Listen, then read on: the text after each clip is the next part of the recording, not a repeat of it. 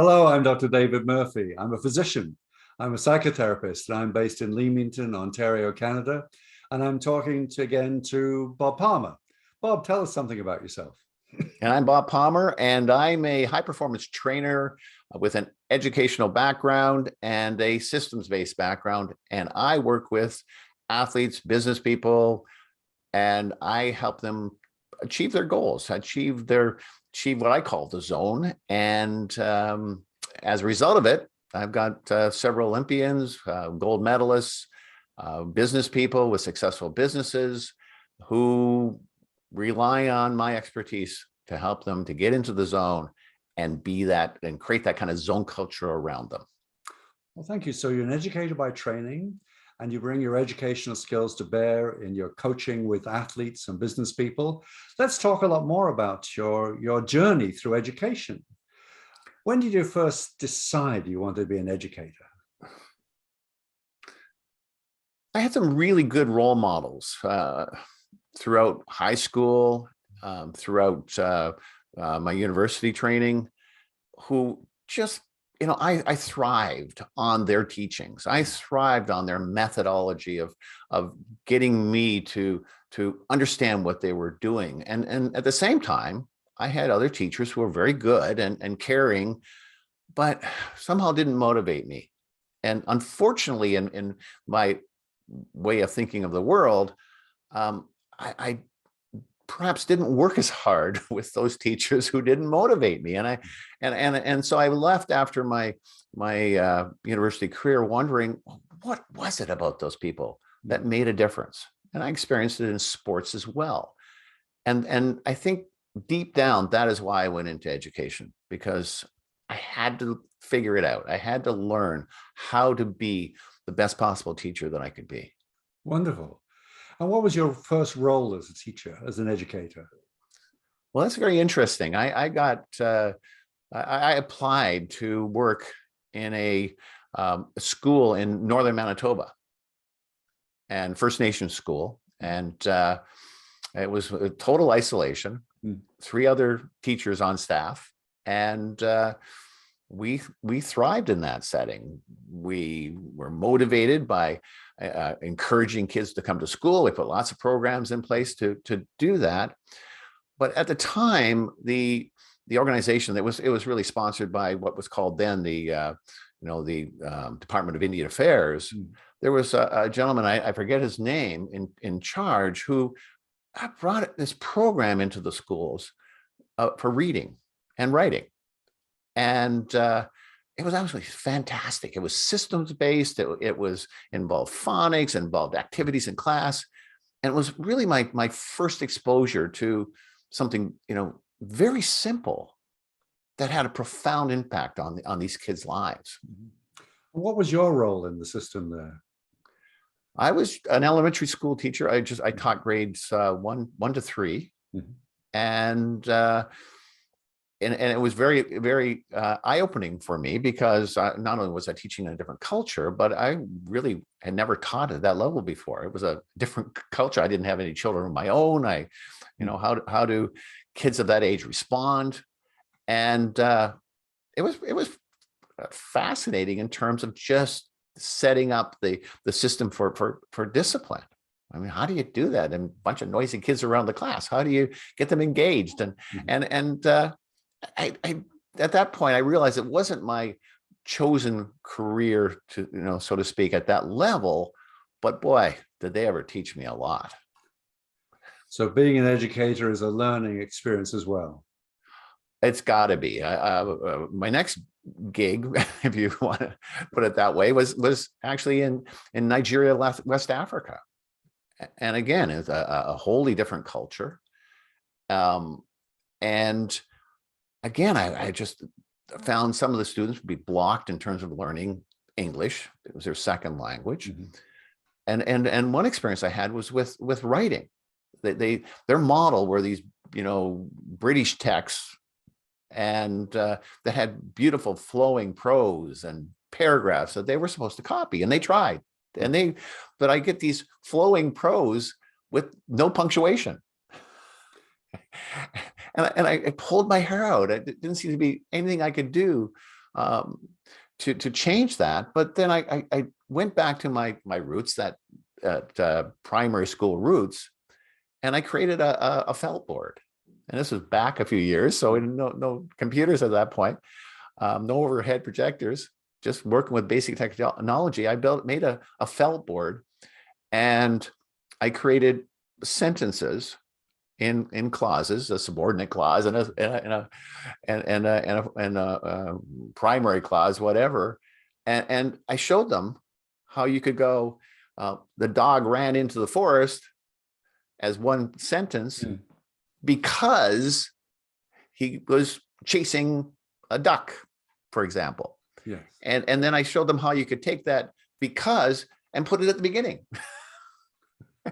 Because he was chasing a duck, the dog ran into the forest. And then I showed them how you could cut that, the dog ran into the forest, and say that dog, because he was chasing a duck, ran into the forest. Just that simple exercise.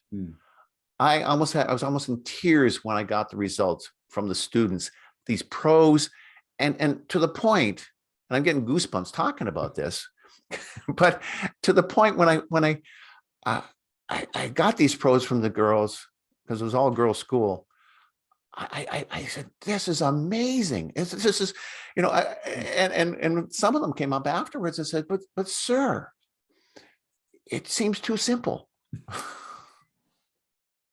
So you found a way of making a complex idea simple.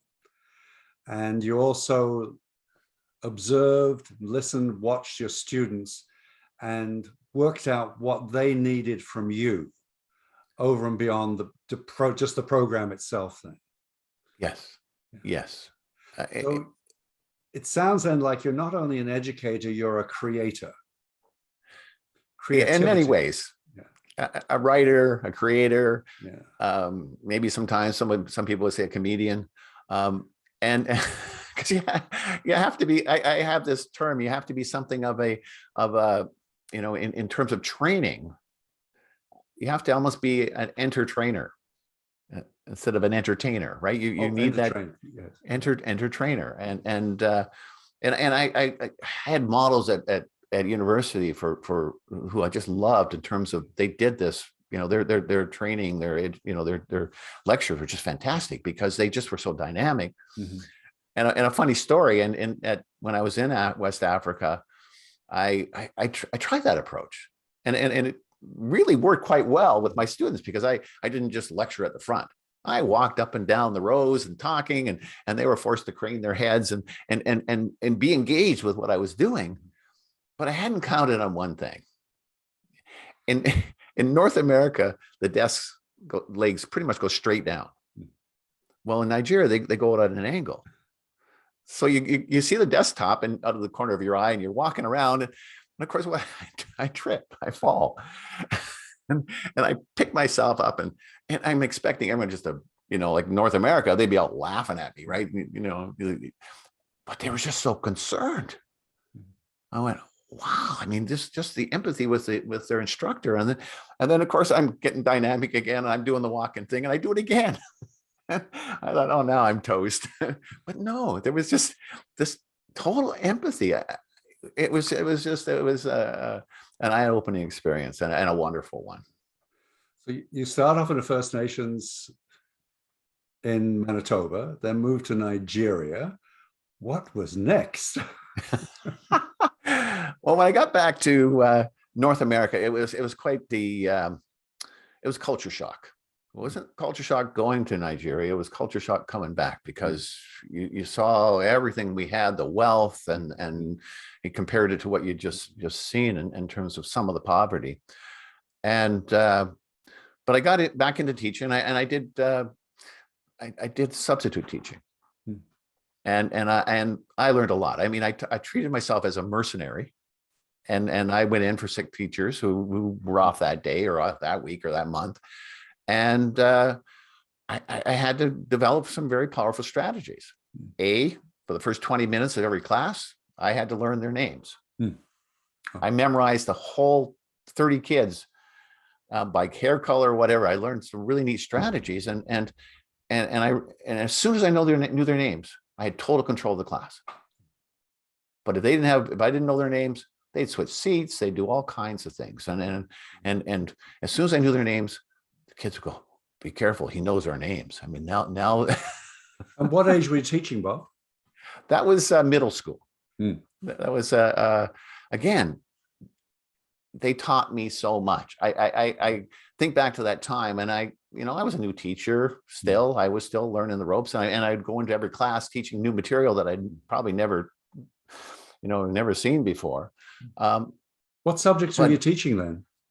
Oh, just the basics, just math, English, science, sometimes nothing. So you have a broad experience teaching a lot of different subjects. Yes. Yes. in that, and as a substitute teacher, I mean, you're parachuted in. You're and sometimes, you had to bring in your own work because the teachers weren't often prepared, and they didn't have, and you had to make your own seating plan because of, you had to rely on your own resources. So still using creativity. So how long did you work in that role? That was a couple years, and then I moved to working on and by myself. I did a bit of creativity and tutoring, but that's probably started to be around the time when I started creating my own business and started teaching people one-on-one in terms of high performance. What attracted you to that role? Well, I guess it started in the martial arts. And I guess maybe step back a little bit. I found having a regular classroom somewhat stressful, and I realize now what that stress was. I mean, all my life I'm a fast learner. I could just step into any situation. And in the game of golf, for example, I learned to be pretty proficient in about 4 weeks, and I realized why and how I could do that. I have something called, we all have them, mirror neurons, but I had a particular facility to watch something and copy it. But what I found would happen in when I'm teaching, I had that same facility to understand where a child was at. But if that child was really struggling and had some some different ways, if I'll say it that way, of looking at the world, I would be taking that on as well. And I didn't really have a toolkit. No one taught me a toolkit at that point with which to deal with that kind of stress that I'd walk out with every day of the class. And I know we talked in a previous video about that, how to deal with that, avoiding taking on that energy when we're in a compassionate mode, to make sure we take care of ourselves too then. So it was a little bit of a survival method for you then to change environments then, to do something different. Yes. And that's why I got into martial arts, because that was, by and away, the best way to alleviate that kind of stress. And, it's just, it was nothing. I never felt more alive than physically doing that kind of a program, to be physically active, but as well as stepping into a ring with one of your peers and in a point karate basis. You're not out to cause concussions or anything. You're out there just to score points, but it can be very dynamic, very exciting. Someone would say vicious. But you never feel more alive. And what I learned from that was I was able to take that into the classroom, and eventually and into my business, and eventually the classroom, I stopped teaching and continued to teach one-on-one with my high performance program. Yeah. So you had the group classroom with the karate school. You wanted to share your passion about karate with other students, and then individually then took it into your high performance coaching and created your own educational program then in that area. Yes. And that started in many ways with my karate club, because I knew these high performance, I had these high performance moments and I had achieved them. I had done very well in tournaments. So now I had a class, and I always asked the question, how do I teach them to do what I did? Okay. Without them having to go through the pain and the frustration of working through it. And I became very inventive in my classes. And I actually invented different exercises and different strategies and different ways of getting them to be more peripheral, how they could speed up their reflexes. So speed up the learning process too then. And to speed up the learning process. Yeah. So you're still teaching that with your high performance, and that's why I think you would be talking in the previous video how you're getting quite rapid results by helping your clients to speed up the healing process. Yes. The healing, the learning process. Yeah. It's all system based. It's all what I found in my karate training. I duplicated that. Yeah. As well as some of my other instructors, and took a number of courses to provide me with some of the strategy to do that. But first off, in any class, the best thing you can do if you want to be a fast learner is learn how to get into your zone. Find that, how to get into your zone. Yeah, that personal space. That's a fascinating story, Bob, of your, I think, fairly safe to say, unique career as an educator, and bringing your creative skills into that also, of creating your own programs, but for students of all ages, right from kindergarten through middle school, into teaching adults in karate, and now I think sports people of all ages, aren't they, that you're teaching now, and using your high performance program. Well, it also works for business. And for business. I have some business leaders, and they're quite often they're in doubt that high performance will get them better results almost instantly. Well, Bob, you're a wonderful role model for It's Never Too Old to Learn. Thank you, David. And it's been wonderful talking to you. We'll talk again soon. So I say goodbye to Bob Palmer. Bye, David. And it's goodbye from me, Dr. David Murphy. We'll talk again soon.